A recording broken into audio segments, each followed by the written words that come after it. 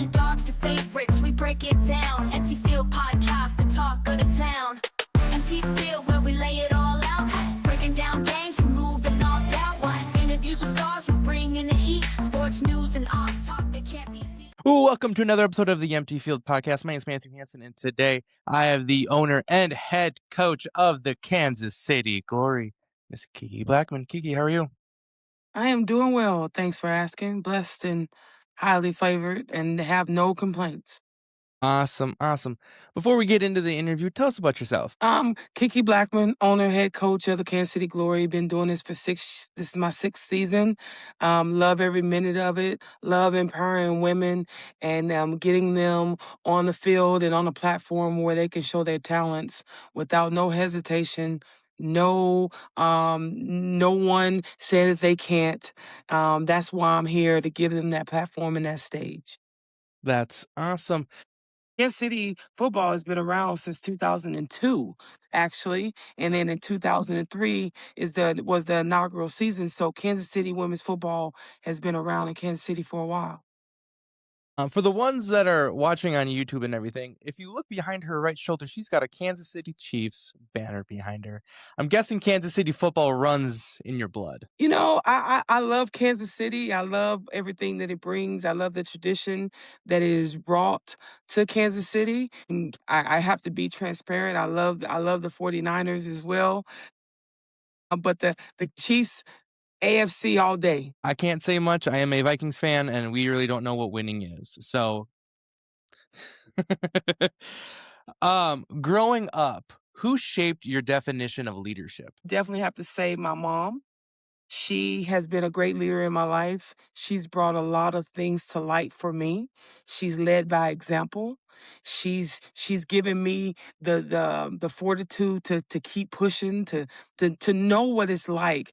And my mom's delivery has been the best all my life. She can tell me something and she can get a point across, whether it's stern, whether it's happy, mad, sad. She can get her point across, and I love her delivery when it comes to me. So my mom has definitely been the best leader in my life. Awesome. Perfect. So I was reading up on you on the Kansas City Glory website, and there was a quote on there that says, "If you're too big to serve, you're too small to lead." When did that truly click for you? It's always clicked for me at a young age. At a young age, I believe that, and being in the church and growing up with parents as a God-fearing, my dad's a pastor. That's one of God's greatest commandments, and that's one of the things that he loves to do. And he started with serving. And I believe that when you serve people and you give of yourself, it's 2 things in life: genuine people. That's what you look for. And if they got fruit on the tree. So I believe in serving, giving back to people. That's the best thing you can ever do in anyone's life. Awesome. Perfect. When you first got that head coaching job, what was your vision? Exactly what I'm doing now. Bringing women in, giving them a platform to be themselves, to do the impossible. Many people say that women shouldn't play this sport or couldn't play this sport. Now, my vision back then was to change the mindset, and that's exactly what I believe we've done. And not just the Kansas City Glory, but the WNFC, alike all of the 16 teams. I think that that's our vision, and that's been our mission. And I think the CEO, Odessa Jenkins, I think that her vision has come to pass, and I think we're living in it right now. Stop. Before we continue this episode here, are you staying hydrated? No. Have you tried Hydrify? Man, it's not just flavored water. It's clean hydration with electrolytes that actually work. No sugar crash, no junk ingredients. Pretty simple. Hydrify keeps you sharp and fueled for the day. I use it because, man, it's simple, effective, and it just tastes real good. Hydrate smarter, hydrate better. That's Hydrify. Use promo code MTF to get 10% off your order. Just say, hey, Matt from the Empty Field Podcast sent you. How do you build the belief in women's football at the ownership level? Example, a lot of women that are in leadership roles in the WNFC, we played this game. We were trailblazers. We're the reason why the game is still alive and well right now. And doing that, that's the ownership piece that we bring, that the WNFC bring. The owners in this league, like I said, we've been here. We've been doing this. We played, we grinded, and we can talk to them not only as owners, but from coach to player, from player to player. We bring that extra oomph and we can speak to it. We got fruit on the tree that when they see our rings, they believe they can get one. So that's where we're coming from, a place of already done it, and we're just continuing the growth. Yeah, absolutely. So you said you've won a championship ring before, correct? Correct. I've got 3 rings. Ooh. One world championship, and I played for Team USA. We won a gold medal in 2013. In 2009, I won a national championship, brought it back home to Kansas City. And with Dallas Elite in 2017, we won a national championship, but I was on the coaching staff at that time. So how do you separate a good program to a championship program like for the Kansas City Glory? Well, we model that. We walk as champions. We work as champions. Every day you got to work to be a champion. It's no good just to raise your hand and say, "Hey, I want to be a champion." Because I ask people all the time, "Hey, how many wanna be a champion?" Everybody raise their hand. But around here, I ask the second question: Are you willing to do what it takes to be a champion? And a lot of hands go up. So we're setting the pace, we're setting the mode. We're in the grind every single day to make that happen. We're just not around here just wanting it. We're doing what it takes to get out there and get it. I've had previous Glory players on for interviews, and all of them seem eager for this year to start. What has your staff been doing to get that eagerness out of them? We're hungry, and it's not a whole lot we have to do. They've been in the trenches. They've been in the grind. We've come up short, couple years, and now they're just hungry to get it done. Like I said, we're tired of playing. We're holding each other accountable. We're not taking no for an answer. We're coming in blazing, and so everybody is looking to their left, looking to their right, feeling in front and behind them, and everybody's holding each other accountable. Perfect. Um, so you are the head coach, you are the owner, and you're gonna probably have to be a friend to some of these players. How do you separate those three so it's not a conflict of interest for those levels? I'm always their coach first. I'm their friend second, in that order, and that's where the respect comes from. I demand a lot from my players. I ask a lot of them. I lead by example for them. So they always know that I'm their coach first. And friendship is always there too, right? And the reason I am their coach first is the reason why I can be their friend. They respect me, and that's the biggest piece. They respect what I do. They respect what I've done, and you tend to gain respect by what you've done, right? And to keep that going, that's where the separation comes in. I've been there, done that. I'm teaching them to keep it going. And that's the difference. I love them, but I'm their coach first. Awesome.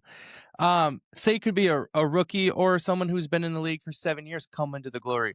What should they expect in that first year? Ooh, to be put in the dirt and been picked back up because this league is full of women athletes that is true to this, not new to this. They grind every day. They're in the weight room. They're working out. They're doing what it takes to be at this level. This level is a different level. Even from when I played back in 2009, it is grown leaps and bounds. And you have to be in the gym. You have to work out. Just coming to practice on the 3 days that we practice is no longer good enough. You have to be in the gym. You have to compete like an athlete. And that's another difference that these athletes, they've been Division 1 athletes. They've been on some of the highest stages in their own respective sports. So they know what it's like to do this right now. Like G, for instance, she's a 5-time national champion for Ottawa flag team. So you don't get there by happenstance. You get there by working, and having the good work ethics that you should have if you want to compete and be in this sport. Yeah.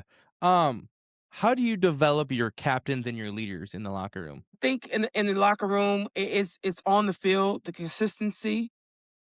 They're an extension of me. My captains are an extension of me. I think that they understand what I want and what I do and my delivery in doing that. It just trickles down to them. My captains are definitely an extension of me, and they know exactly how I want this to go. And if it's not going that way for whatever reason, they hear from me, and we get on the same track. We talk, we communicate. I ask my players how they like to be coached, and that's my captains included.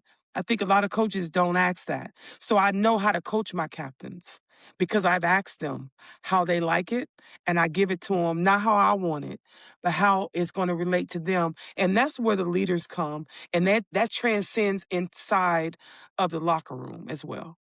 That's a great way of seeing it. Like, hey, basically, how do you learn? And I'm gonna follow that method to make sure that you understand what I'm going for. That's great. How do you pick up your team after a tough loss? Good teams, I tell them, they're like elevators. They go right back up. It's not time to sit down there and waddle in your sorrow. And I really don't say win or losses. I said we either win or we learn. So we learn a lot from losses, just like we do from winning. It may be a little less when you win, right?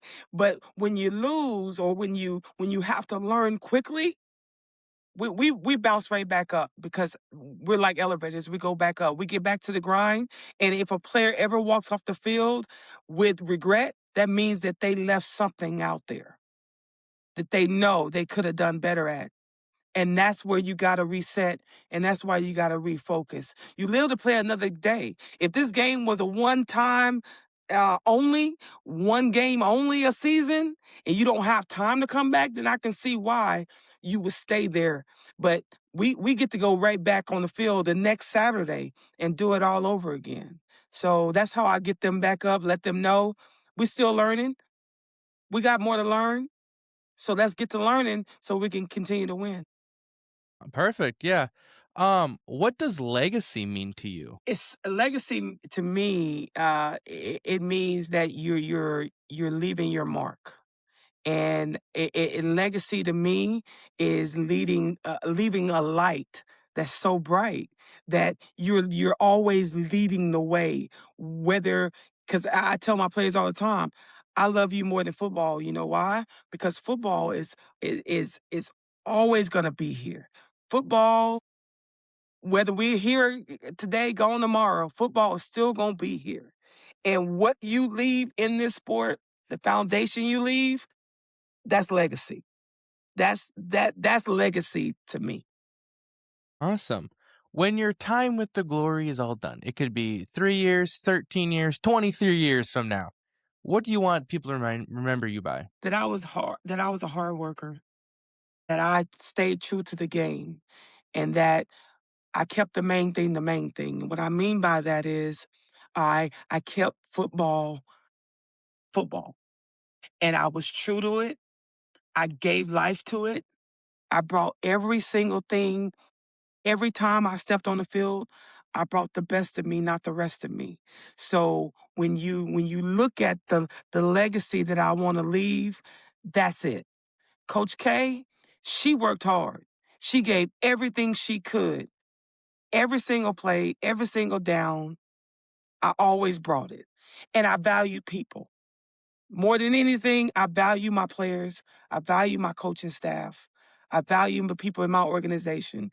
Kristen Lee, Sheila Sickow, those are my whys. And I will hope that that will leave a message that I gave everything that I had. Cool. All right. Here is the rapid fire portion of the interview. First thing that comes to mind.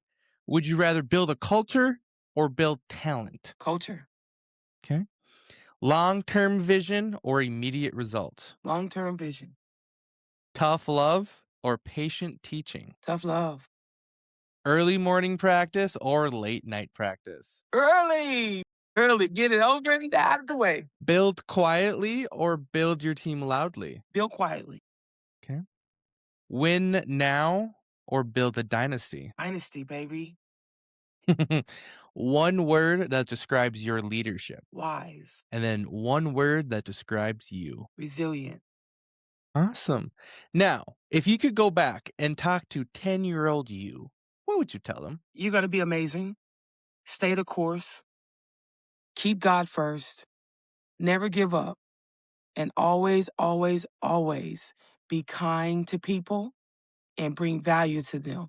Never be a liability. Always be an asset. And you will grow. And last, LAST. Listen, apologize, solution driven, and thank everybody for coming in your life and trusting you with their thoughts. That's awesome. Now, when Kansas City Glory steps on the field on March 28th, what should we expect? We're expect for us to go where the bones are buried and be savages, be hungrier than anybody that steps in front of us. Expect for my team to do their 1-on-11 at the same time, be on the same page at the same time, stick together no matter what happens, and come out with victories throughout the whole season. That's what you can expect from the Glory. Perfect. Any special shout outs you want to give? Shout out to my coaching staff, my organization for always being there for me. Shout out to my wife for always being there, encouraging me, my children, my family for always understanding the life that I live and encouraging me to keep going, never give up, and just being my number one fans, being my number one supporters, and always pouring into me to be great and never letting them down is the mission, the expectations, everything about that. I just want to give love to all of them that has always been there for me and loved on me. Cool. Where can everybody find you? And then where can everybody find the KC Glory on social media? Kansas City Glory. We're on social media, Kansas City Glory. We're on Instagram, Facebook. You can find us just about anywhere these days.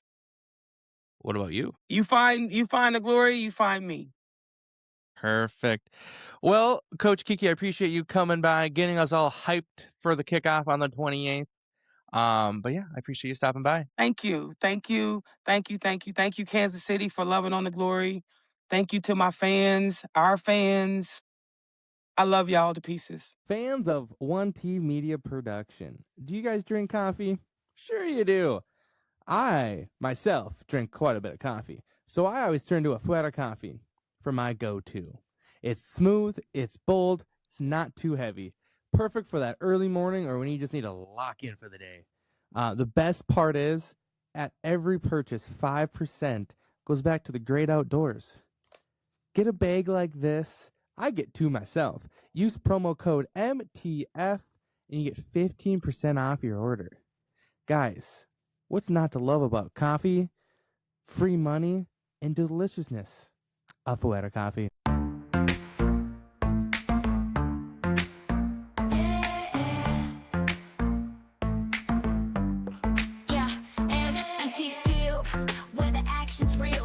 News and odds, that's our deal. From underdogs to favorites, we break it down. NT Field podcast, the talk of the town. NT Field, where we lay it all out. Breaking down games, removing all doubt. Interviews with stars, we're bringing the heat. Sports news.